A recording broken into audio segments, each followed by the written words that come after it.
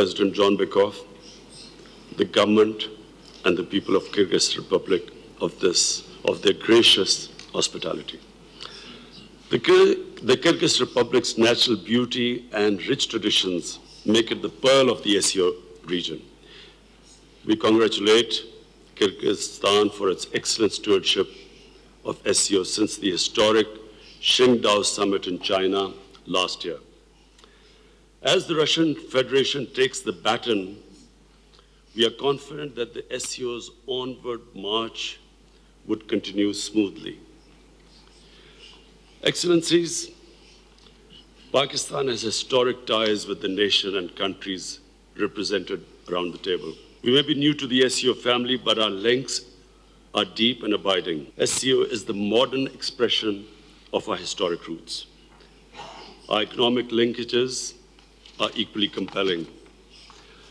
Pakistan provides the vital connectivity between the Middle East and China and Central and South Asia. These geographic proximities and economic imperatives draw us closer to the SCO. Excellencies, Pakistan today is a country of over 200 million resilient and enterprising people. Pakistan is an attractive investment destination and a large market endowed with a rich array of resources. Our predominantly young population is imbued with immense energy and creativity. Our other endowments include a vast pool of skilled human resource, a large agrarian base, tremendous tourist potential, diverse mineral wealth, and a developed IT infrastructure. Pakistan's foreign policy outlook is anchored on the inextricable link between peace and development. We build partnerships based on mutual respect, sovereign equality, and equal benefit. The China-Pakistan Economic Corridor, the flagship project of President Xi's far-sighted Belt and Road Initiative, is fast reaching fruition. Gwadar Port, at its southern end, marks the only point of convergence of the maritime belt and the overland road. I was in China in April for the second Belt and Road Forum, where we also launched the next phase of CPEC and concluded an upgraded Pakistan-China Free Trade Agreement. In time, CPEC is destined to catalyze the creation of an integrated pan-Asian sphere of shared prosperity. Excellencies, the world stands at crossroads.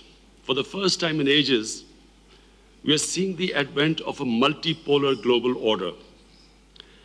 Epicenters of economic power and growth momentum are shifting eastwards. Regional integration is speeding up. Disruptive technologies are maturing. Threats from terrorism to climate change, to narcotics, to bacterial resistance, continue to loom large on humanity. There are increasing barriers to open trade and innovation. Meanwhile, growing intolerance and Islamophobia are threatening to accentuate religious fault lines. For its part, Pakistan condemns terrorism in all its forms and manifestations, including state terrorism against people under illegal occupation. We are among the few countries to have successfully turned the tide against terrorism, and at a heavy cost to our soldiers and to our population. Pakistan remains ready to share its experience and expertise in counterterrorism. We also remain actively engaged in the SCO's counterterrorism initiatives. Excellencies, there is finally a realization that the conflict in Afghanistan has no military solution. Pakistan is fully supporting efforts for peace and reconciliation through an Afghan-led and Afghan-owned peace process. We deem this to be part of a shared responsibility and therefore appreciate the positive contributions being made by China, Russia, and Afghanistan's immediate neighbors. SCO's support for post conflict, Afghanistan will remain crucial. Excellencies, South Asia continues to be challenged by common enemies: poverty, illiteracy, disease, and underdevelopment.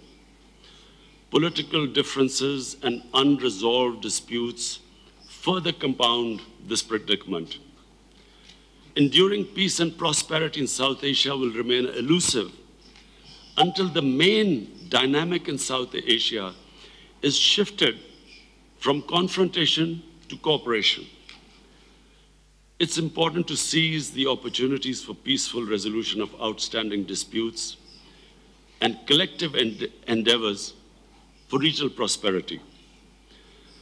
Excellencies, the evolving situation in the Gulf and Middle East is a matter of grave concern. We join the SCO members in urging the parties to exercise restraint, take steps to de-escalate the situation and find solutions through diplomatic means. We believe implementations of the Joint Comprehensive Plan of Action by all parties is essential for international and regional stability. Excellencies, as a sportsman, I have always considered a remarkable teacher. Sports teaches us that opportunities knock at our door in the shape of challenges. They inculcate sportsman spirit, fair play, and justice, values that are at the core of the SCO philosophy. On the turf of international politics, there is an opening for SCO to play its role in framing a brave new world. I suggest the following 8-pronged course of action.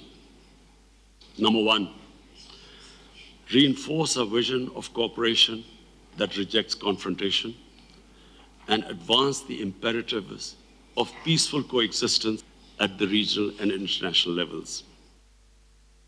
Number 2, galvanize the Shanghai spirit to strengthen SCO's core mandate of mitigating the risk of conflict, fostering confidence, and promoting stability.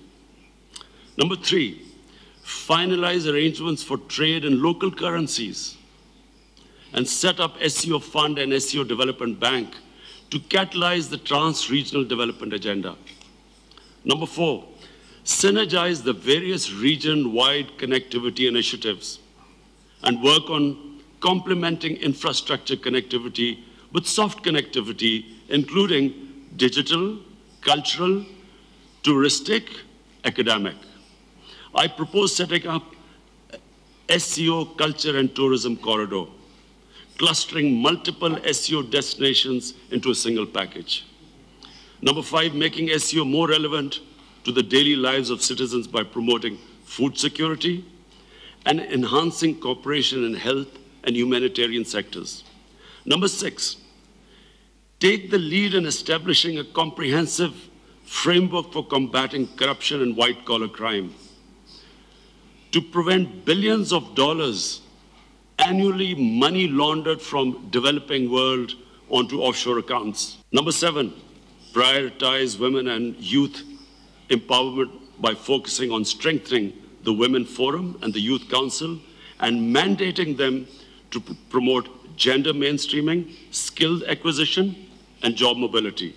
And lastly, number 8, bridge the gap between region-specific research and policy by launching feasibilities for creating SCO centers of excellence on poverty alleviation, something which the whole world can learn from the Chinese experience.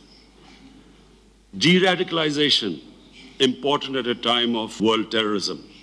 Connectivity and new technologies. Excellencies, we have every resource and every reason to turn our dreams into reality. A far-reaching vision, strength of will, ownership, and synergy in our efforts will help us in successfully achieving this transformation. Thank you.